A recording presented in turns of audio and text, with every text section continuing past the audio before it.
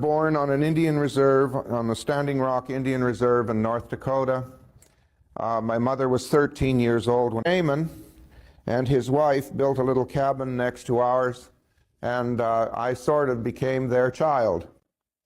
And I was raised by the shaman and his wife, and my education was not going to school. I've never been to school ever. I don't even have grade 1. But we had an 1840s engineering encyclopedia. And so to learn to read and write, I did all the words, underlined the ones I couldn't understand, which was pretty much all of them in the beginning, and learned to read and write and to understand through memorizing 3 volumes of the engineering encyclopedia. You wouldn't believe the archaic, ancient engineering principles stuck away in this head, which, by the way, I'm finding out now that they're bringing them to the forefront again and hailing them as new ideas. I always wanted to be an engineer and couldn't be. They wouldn't even talk to me. They said that I would have to go through all this schooling, all goodness gracious. And I've always had this ability of being able to earn money. I organized the natives. I created a cooperative fur trading group. It was the first one of its kind ever. I wound up taking the furs myself to the auction sale where Hudson's Bay was selling their furs, and instead of 12 cents a fur, I was getting $1.85, that sort of thing. And as an 18-year-old, in my 3rd month, I earned my first $30,000. It was quite by accident, but I've been at it ever since. And so when I wanted to be an engineer and couldn't be, I just went out and bought my own engineering firm. And it came with an engineer. And so I put a suit on, and who's to say I'm not an engineer, right? And so I wound up, would you believe, building government buildings. But during the end of that contract, we had a chopper to install because they wanted to make pipe a specific length.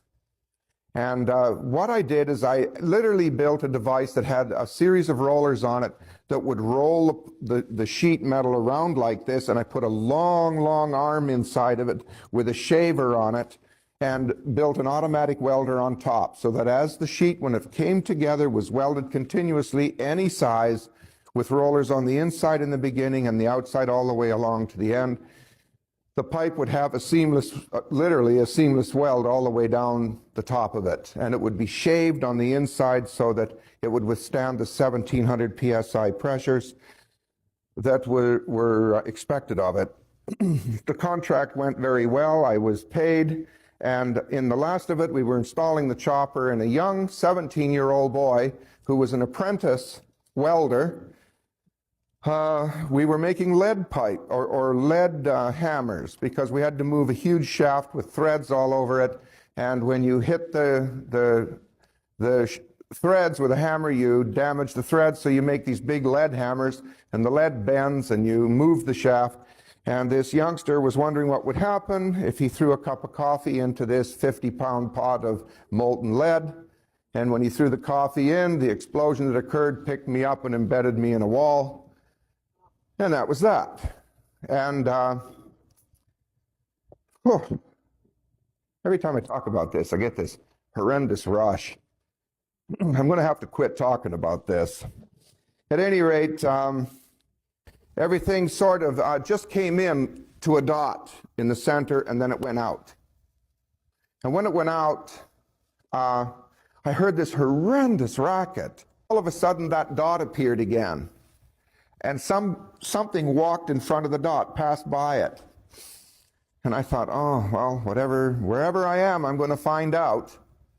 And the dot started to open up, and here there was some firemen cutting me out of the wall with a chainsaw. That was the noise. Well, I was relieved, and it hurt. I was badly burned. I had no hair. I never grew hair for a couple of years. I was bald. I was badly burnt all over my body. I have terminal lead poisoning, which the lead went into my tissue and cooled down there and formed millions of tiny little balls of pure lead in my tissue. My liver started to fail. I was told by the folks at the hospital that I was not going to survive this. That was the very first time that I ever found out that love and forgiveness were very important in life if you want to survive. For you see, a young man had stolen $4,000 from me. And I was so furious at him because I trusted him and he hurt me. I really trusted this person. I gave this person a lot of leeway in my business. And he stole $4,000 from me. Thank heavens I caught him when I did. He'd have bankrupted me in the end. But anyway, I caught him. And I was so mad at him, I just said, go away. Don't bother me. I'm not going to call the police. I don't want to get involved in that. Just leave me alone. Well, when I'm in the hospital, he comes into the room. And it was then that I realized how bad off I was, because he didn't recognize me. And that really did something to me then, too. Up until that time, I never really thought I was really that bad off. And he came in, he looked at me, and he said, wow. He said, listen, he said, I really heard you were in a bad way. I came to apologize to you. But he said, there's something about me that you didn't know, and I really should have told you. He said, I was kind of involved in drugs and things, and he said, I shouldn't have been, but I was. And he said, I'm really sorry. But he said, look, he said, you know, he said, you have all this money and stuff, and I'll never make anything out of myself, and you're not going to be here. And I was sort of wondering if you could sort of see yourself clear to sort of donate a little of that money to me. You know, I gave serious consideration to it. When you're in that position, and the whole world changes. It just changes. You just don't care much. I was having trouble with a psychiatrist in the club called To Die with Dignity. She was an idiot. I'm sorry, but she just, you know, hello. Now death is just an extension of life, isn't it? Yeah, you die, I'll live, lady, you know. Get on with it. Let's hear something positive. And everybody's sitting there. Oh. And I told her, I said, listen, even in death, even when you're terminal, you can be upbeat. You don't have to listen to this.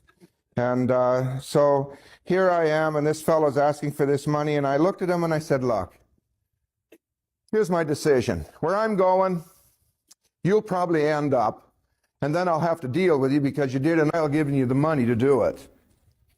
You know? You understand what I mean? And he looked at me and said, yeah, he said, I kind of thought you'd say something like that. Hey, he said, you know what? He said, I know this guy that handles lead poisoning. I said, really? Yeah. Now, I'm in a hospital, right? Doctors are looking after me. They're giving me the best of everything. He said, yeah. I said, oh, where is he? He said, he's in California. And he specializes in handling lead poisoning. Well, have you got the guy's name? And he said, yeah, he got his phone number. You can phone him. But he said, don't mention my name.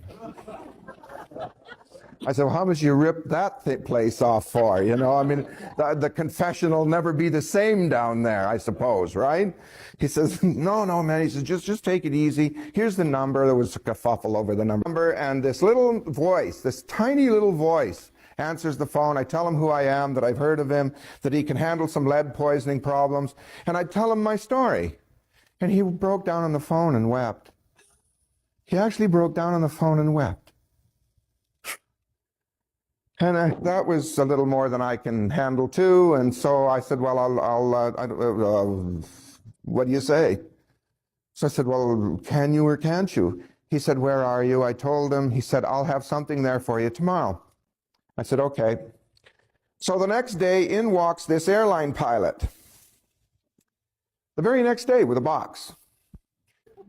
Wow. I said, that was fast. Oh, yes. I looked at him and said, well, who are you? He says, oh, it's all right. I'm just a friend. Here's the box. I said, great. And I opened the box. And I look at it, and there's a note in there, and the stuff in this box stinks like the bad end of a pig pen. This is bad stuff.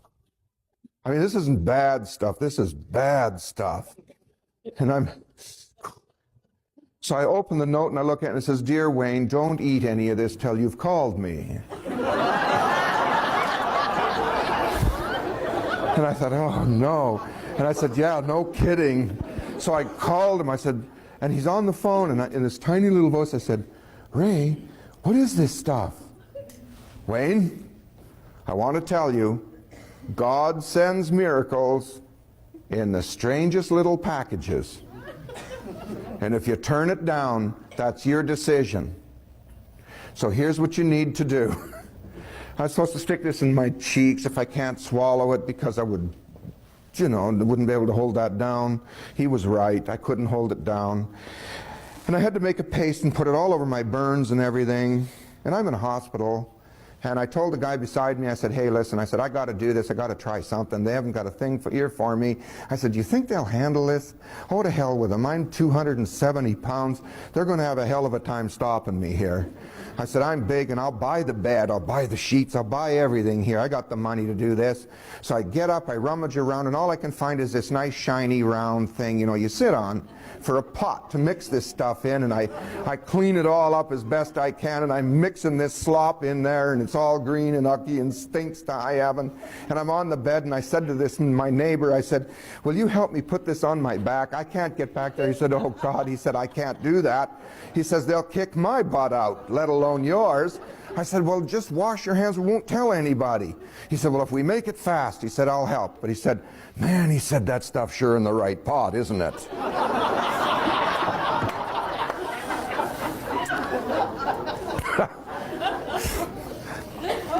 Well, the nurse walks in.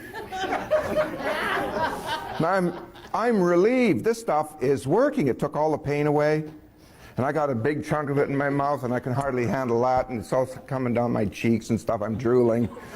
It makes the saliva run and stuff. And I'm thinking, oh God, how long am I going to have to do this? 10 minutes? No, 16 weeks. And I thought, oh, I'm never going to make this. And I'm looking at her. She walks by. "Hello, Wayne." "Hello." She walked back out, and I thought, wow, that was easy. Look, she didn't even recognize that I had anything on me. These people are truly intelligent. God, they got it together. And then this whole mob scene in the place. They brought guards up and everything. I had to, it was a bad scene. See, they thought something had gotten by the blood barrier in the brain. Well, maybe it had. I'd smartened up. I realized they couldn't help me. And finally I had to get out of the hospital. I ended up having to buy that bed and all the other stuff. It had seeped into everything. It was kind of bad. It got in the motor, and the motor quit and was smoking this algae stuff. I mean, it was really bad. The whole thing was just a mess. And so we moved out into my place, and then I wouldn't let the police in, so they were threatening to kick the door down to get the public nurse in. And in 15 days I was better. I was dressed. I quit bleeding. I quit seeping all this liquid out of my body. But the scars and the burns, they never healed. To this day, they have never healed. You wouldn't believe what I look like underneath this suit. You just wouldn't believe it. And the lead poisoning pops out all over the place in strange places, like here on my hand. It just started 2 days ago. And I'm going to have a tough time handling that one because I can tell by the way it's happening. So it looks like I need some more Russian chelation, and I need to go through this stuff, which damn near kills me every time I do it. But the point is, I developed stomach and esophagus cancer out of this lead poisoning. I was in a wheelchair with arthritis out of this lead poisoning. I've fought for my life 18 solid years. And that's the start of this story that I have to tell you. I have discovered some incredibly remarkable things about life. Just about health, about the way that you can carry on past that wall that you get to all the time.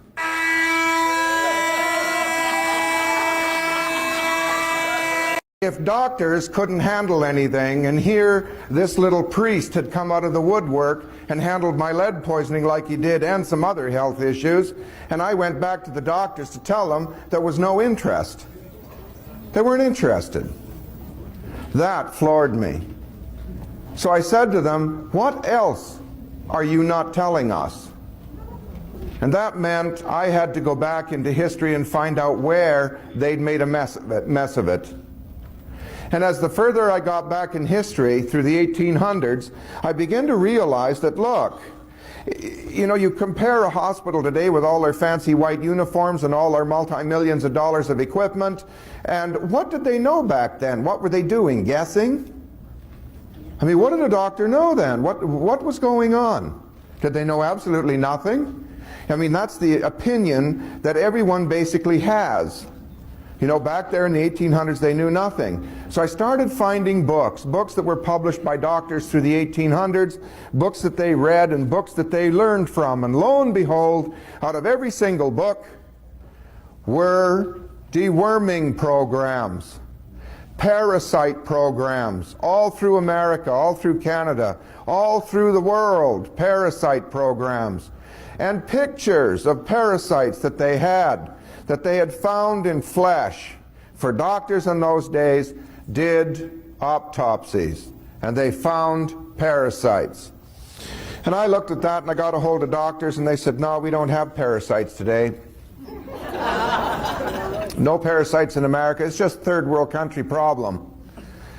And people with pendulums, I went to them and I said, do people have parasites? And they did pendulum work. No. I said, okay. Well, folks, I want to tell you, every single person that's used a pendulum and it said a person is parasite-free, I've done a parasite program on them. People that do muscle testing. Look, a parasite program is a poison. Are you going to test good for a poison? No, never. So muscle testing's out too. If you're going to muscle test for a poison, an awful lot of you are going to do a disservice to yourself, because you're going to muscle test that you don't need this stuff in your body. Believe me, you don't, but you do. So we started to search for parasite programs just to see what was going on, to see if maybe something was happening that we really didn't understand. So I did myself first. And lo and behold, I got 8 and 10-inch critters out of me. They were white. First of all, they were in a toilet water and they were all bunched up. I thought it was mucus. Until, just for a curiosity, I threw some hot water in the toilet to warm it up, and then went, and gosh, they strung out and they were swimming all over. And I thought, oh my heavens, look at that. Since then, I've done 100,000 of you. In 5 years, I've dewormed 100,000 of you. 100,000 of you. And you should see and hear the stories. We're now doing pictures in color out of clinics where you go potty on a special pot with a screen in it, and they take pictures of the parasites they get out of you on these different deworming programs. You're just not going to believe what I've got to show you next round. You're just not going to believe this. The last pictures are coming in when I get home. They should be there. The woman got 18-inch long critters out of her that were so thick she couldn't get them into a top of a juice bottle. She got 8 of them. 8 of them. They're usually translucent. They're usually white. And there's some of them that look like tarantula spiders. Some of them look like grasshoppers. Some of them look like little tiny miniature sailboats. Some of them look like little spacecraft. There, this is really strange stuff. And every single person I have dewormed, I have never yet dewormed anyone where they didn't tell me, hey, I feel 25% better. They have bad breath.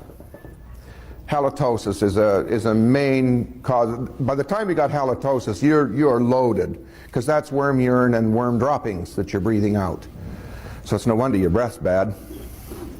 The critters, when they pee, that's called ammonia. So just go to a doctor, have a blood test, and see what level of ammonia is in your blood. If you have ammonia in your blood, that's called worm urine. That's what it is. So we have a test to see if you've got a lot of worms. If you're on a fast and you're fasting and you're on a diet and you get a headache, you got the headache because the worms are all peeing, trying to get you to eat something else. They're trying to make you sick so you'll get off of what you're doing and start eating. So you take some arginine and orthodine, in a matter of 20 minutes, if the headache's gone, You've neutralized the worm urine, and you know that you're loaded. All children that have little tiny pimples on the backs of their arms or little tiny pimples here on the edges of their cheeks have 5 varieties of critters in them. 5 varieties. It's time to deworm, and it's time to get them out. Now what I found out is that vibration and frequency is everything. It is literally everything. If you take an aspirin, it changes the way you vibrate. And so it blocks the nerves so that you can't feel pain. If you take deworming programs, you change your vibration, and you change your vibration so dramatically that the worms and parasites either have to get out of you, this is no longer a good home, or they die in you. And then your lungs and your liver and all that stuff handle it. And you do it with water. And out of all of this, I handled my cancer, my stomach and esophagus cancer, which is a terminal problem. I am the only, that I know, survivor of stomach and esophagus cancer in this nation. I'm the only one that I know. All right? I did it with frequency. A man by the name of Royal Rife in 1934 had a microscope and invented a particular device. I found one of his original devices. I used it, and it got rid of my cancer, and I haven't had it since. Now that was in 1934. So you can see what they've held from you. So what we did is we looked at Nikola Tesla, we looked at all his equipment, we did all his stuff, and I went out searching out original pieces of his equipment. I own more pieces of original Tesla equipment than any other human that I know. And so using lightning, 1,200,000 volts of kinetic energy, we fire that down a tube onto an absolute pure piece of silver.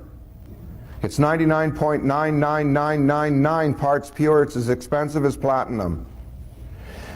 The lightning boils the molecules on the surface, and we spray clean drinking water as rain onto the surface, and the molecules explode into solution in angstrom size, and we can control the lightning, and what happens is it controls the field of flux around the tiny molecules of silver, and so therefore the silver starts to broadcast that into solution, and voila, we have a Rife machine in water.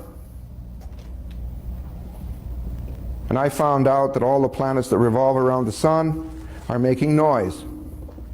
They're singing to each other. They're making noise. And then I found out that miraculously, when a piano was invented, they didn't even know about some of the planets, but when they tuned that piano, they matched all the hertz rates and all the notes to all the planets, and they got them all right. And they didn't have to tune a piano that way. Crazy Otto out of Germany played beautiful music, and he used an untuned grand piano to play his music. So they didn't have to tune the piano that way. They did. That to me was a miracle. Now, when you eat food, you take on parasite eggs. You just do. They're in all vegetables. All of them. Through the process of osmosis, when all those parasite eggs are in the soil and you water the garden, the eggs get into the plant through the process of osmosis, and you consume them when you eat a salad. The reason they hatch is because when they make salad dressing, they use propa-alcohol, food-grade propa-alcohol. They wash the huge tank out today, and tomorrow they make honey mustard, and they don't clean the propa-alcohol out of the tank properly. And so they mix the new salad dressing with propa-alcohol. That breaks down the shell of the egg, and when it gets in your gut, it hatches. Now it gets into your bloodstream because it's a really, really small little organism, and it's got a problem. There are these things called T cells going to devour them. And this one little bug had a friend, Pete, and he's already in that T cell screaming for his life. I mean, I can imagine the terror. And for some reason, as an example, your pancreas houses wood alcohol. When it houses wood alcohol to save you from it, that little parasite can feel the vibration and goes there for safety to see if it is safe, and lo and behold it is. T cells can't go close to wood alcohol. And so it gets in there and it starts to grow up, and all kinds of others get in there and they have a great time and they drop their feces in there. The feces attracts another virus that lives in it, and mold, which grows a little. And up to this point I've only had 2 failures in 5 years. 2 failures in 5 years, and I'm still working with both of them. And I tell you, it's a deworming program. When they get into your thymus, do you know what happens? Your thymus starts to shut down. It disturbs the quantity and quality of acid in your stomach, and as a result of that you come down with Epstein-Barr, chronic fatigue syndrome, or candida. The mold now grows in your stomach because the acid isn't strong enough to kill it, and so the fruits you eat, here you've got a new problem. You're developing warts and all kinds of other things, and it's a mold problem. When you've got flukes in your thymus, you develop chronic fatigue and Epstein-Barr. I do not make money on it. I do not sell it. It's a freedom of speech issue. All I sell are the support things around it. There are all kinds of things I've discovered that go with this. There's eye drops for those people that can't read and need glasses. If you get yourself a small amount of Clairvestan, which is an eye drop, and I think they've got some over there, you wind up rebuilding your eyeballs. I went to a man who needed deworming badly because he had bad breath, and he is an eye specialist, and he just laughed at me until he was doing an exam in the state that I live in on a woman, and a worm swam through. These parasites do not stay in one spot. They travel all over. They're small, they're microscopic, and you know what? Just in the tapeworm variety there are 700 varieties. Just in that one grouping. If you're loaded with parasites, you're going to go bald, because certain parasites get into your scalp, and there they shut down the hair follicles with their feces. And folks, when I dewormed, that's how I grew this hair back. You know how many men have grown their hair back because they dewormed and now they're doing their stuff? You'd just be amazed. The hair just starts to grow back. I'm telling you folks, this is big stuff. And now the FDA is on to us. They now know what the water will do. They now know what all this stuff is due, so they're prescriptionalizing everything. You will not be able to buy, you will not be able to hear me probably after February the 13th or so, or March the 15th this year. Nobody will be able to stand up here and talk like I'm talking right now, because the FDA is shutting it all down with a new program they put in motion that is a labeling issue, and they're taking all colloids off the market. So we're dropping it into drinking water standards. That means I can sell drinking water. You'll still be able to buy the product, but I will never again be able to stand up and talk about it. Communism is here. We have not done anything about it, and if you want to do something about it, you better start doing something now, because this is a major issue. This means you cannot go to the health food store and read a damn thing about what you're buying. Nothing. You can't read about it. You can't walk in and buy colloidal silver in a store that does wonders for you. And the way they put it down, some 75-year-old woman, when she was 13 years old, said she drank some colloidal silver and turned blue. No one in the history of anything has ever turned blue from it. A few of them, when they were drinking a poison, which wasn't colloidal silver, it was silver nitrate, they turned gray. But the point is they're not, the FDA doesn't care. They've got you where they want you, you're not doing anything, and so they're shutting everything down. I've done the absolute best I can, folks, and I tell you right